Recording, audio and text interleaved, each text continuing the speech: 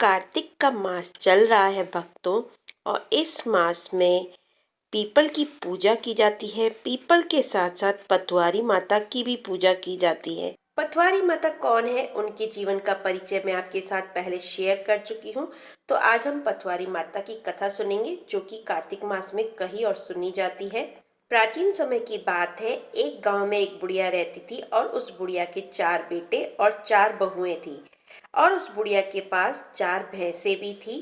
कार्तिक का महीना आया तब बुढ़िया ने अपनी चारों बहुओं को अपने पास बुलाया और कहने लगी कि मैं कार्तिक नहाने जा रही हूँ, तुम यह एक एक भैंस अपने पास रख लो। 1 महीने बाद जब मैं वापस आऊंगी तब देखूंगी कि कौन सी बहू ने सबसे ज्यादा घी जोड़ा है। और सबसे छोटी बहू उस बुढ़िया की लाडली बहू थी। बुढ़िया की बात सुनकर तीनों जिठानियां बहुत ही खुश हो गई, क्योंकि उन्हें पता था कि छोटी बहू को कुछ भी नहीं आता है।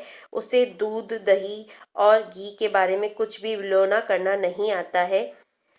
तीनों बहुएं उसे डांट फटकार करती रहती और उससे लड़ती रहती और उसे कुछ सिखाती नहीं, और वह अपना अपना घी बनाने में जुट गई थी। और इधर छोटी बहू, जो कि बहुत ही भोली थी, वह भैंस के दूध और दही को जाकर पीपल की पथवारी पर चढ़ा आती थी। क्योंकि वह बहुत भोली थी, उसे कुछ समझ नहीं थी कि वह क्या करे, कैसे घी निकाले।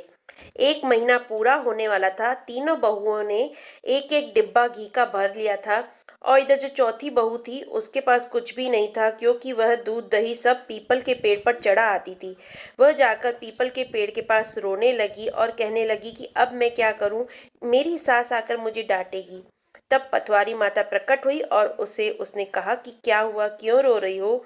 तब उसने बताया कि अब मैं घी कहाँ से लाऊं, क्योंकि मैं तो घी, जो दूध दही ये सब यहाँ पर चढ़ा देती थी। तब पटवारी माता ने उसे कहा कि 4 कंकड़ यहाँ से ले जाओ और अलग अलग 4 डब्बों में डालकर रख देना, उन डब्बों में अपने आप घी भर जाएगा।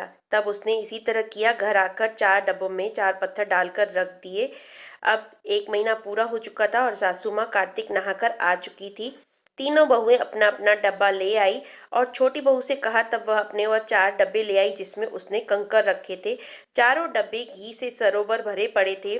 तब तीनों बहुएं देखकर हैरान रह गई कि इसे तो कुछ भी करना नहीं आता था, तो इसके पास 4 डब्बे घी कहाँ से आया। और देवर जी ने भी इसे बाजार से लाकर नहीं दिया।